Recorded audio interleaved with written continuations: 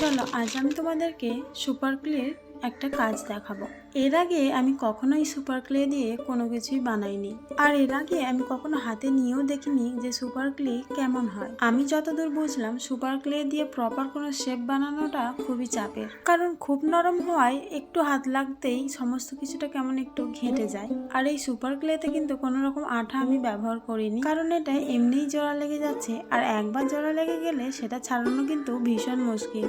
তবে সব মিলিয়ে বেশ মজার এটা। সে তুমি যাই কিছু বানাও না কেন, সবশেষে কিন্তু কিউটি দেখতে লাগবে।